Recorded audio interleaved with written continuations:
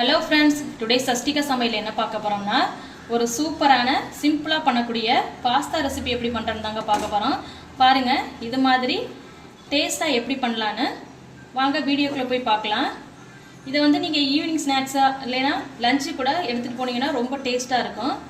வாங்க எப்படி பண்ணலான்னு பார்க்கலாம். வீடியோக்குள்ளே போகிறதுக்கு முன்னாடி மறக்காமல் நம்ம சேனலை சப்ஸ்கிரைப் பண்ணி வச்சுக்கோங்க. அப்போ தான் நான் போகிற வீடியோஸ் உங்களுக்கு நோட்டிஃபிகேஷனாக வரும்.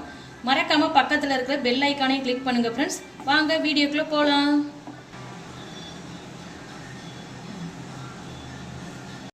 இப்போ பாஸ்தா செய்யறதுக்கு தேவையான பொருள் என்னன்னு பார்த்துருக்கலாம்.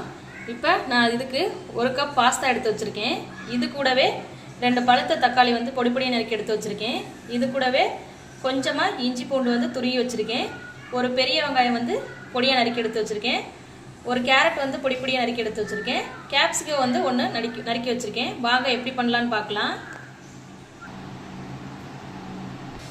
இப்போது பாஸ்தா பண்ணுறதுக்கு நம்ம பாஸ்தாவை நல்லா கொதிக்கிற தண்ணியில் வேக வச்சு எடுத்துக்குவோம். இப்போ பார்த்தீங்கன்னா தண்ணி நல்லா கொதிச்சுட்டு இருக்கு. இது கூட நம்ம கொஞ்சமாக உப்பு ஆட் பண்ணிக்கலாம். இப்போது நம்ம எடுத்து வச்சுருக்கிற பாஸ்தாவை இது கூட ஆட் பண்ணிக்கலாம். தண்ணி நல்லா கொதிக்கிறதை ஆட் பண்ணணும்.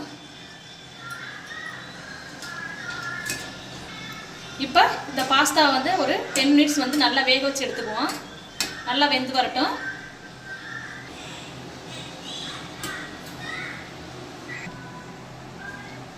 இப்போ பார்த்தீங்கன்னா 10 மினிட்ஸ் ஆயிடுச்சு ஃப்ரெண்ட்ஸ். பாருங்கள், பாஸ்தா நல்லா வெந்து வந்துருச்சு. இந்த பக்குவத்துக்கு எடுத்துக்கோங்க. இப்போ இதை தண்ணி இல்லாமல் வடித்து இன்னொரு பிளேட்டுக்கு மாற்றிக்குவோம். இப்போது பாஸ்தா பண்ணுறதுக்கு இப்போ ஒரு கடாயில் கொஞ்சமாக ஆயில் விட்டுக்கலாம்.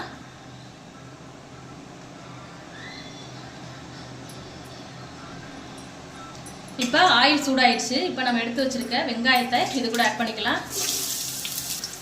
இப்போ இதை நல்லா கிளறி விட்டுக்கலாம். இப்போ பார்த்தீங்கன்னா வெங்காயம் வதங்கிடுச்சு. நம்ம எடுத்து வச்சிருக்கிற இஞ்சியும் பூண்டையும் இது கூட நம்ம ஆட் பண்ணிக்கலாம். நல்லா கிளறி விட்டுக்கலாம்.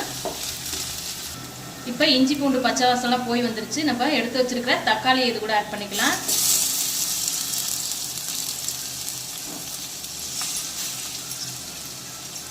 இதெல்லாம்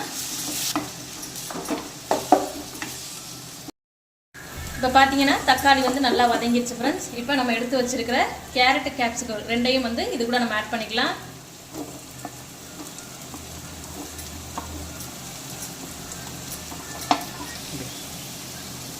இப்போ இதை நல்லா கிளறி விட்டுக்கலாம்.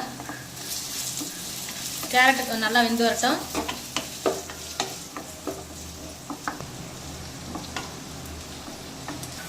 இப்போ பார்த்தீங்கன்னா கேரட் நல்லா வெந்து வந்துருச்சு. இப்போ நம்ம இது கூட மசாலா பொருட்கள் ஆட் பண்ணிக்குவோம். கொஞ்சமாக garam masala, chilli powder add பண்ணியிருக்கேன். இதை இது கூட ஆட் பண்ணிக்கலாம். நீங்கள் காரத்துக்கு தகுந்த மாதிரி ஆட் பண்ணிக்கோங்க. இப்போ அதை நல்லா கிளறி விட்டுக்கலாம்.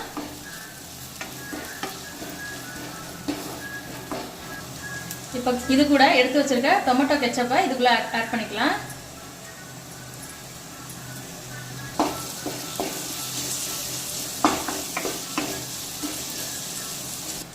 இப்போ இது கூட நம்ம எடுத்து வச்சிருக்க வேக வச்ச பாஸ்தாவை இது கூட நம்ம ஆட் பண்ணிக்கலாம்.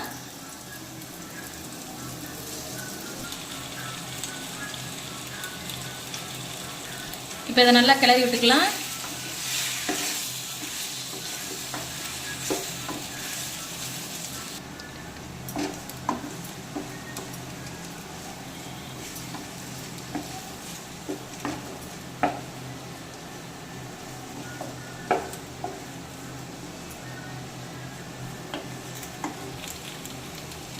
பாருங்கள் ஃப்ரெண்ட்ஸ், நமக்கு தேவையான பாஸ்தா ரெசிபி ரெடி ஆயிடுச்சு ஃப்ரெண்ட்ஸ். எவ்வளோ சூப்பராக வந்திருக்குன்னு பாருங்கள். நீங்களும் இந்த ரெசிபி ட்ரை பண்ணி பாருங்கள் ஃப்ரெண்ட்ஸ். இது லஞ்சுக்கெலாம் எடுத்து போனீங்கன்னா நல்லா டேஸ்ட்டாக இருக்கும். ரொம்ப சூப்பராக இருக்கும். இது எல்லோரும் விரும்பி சாப்பிடுவாங்க.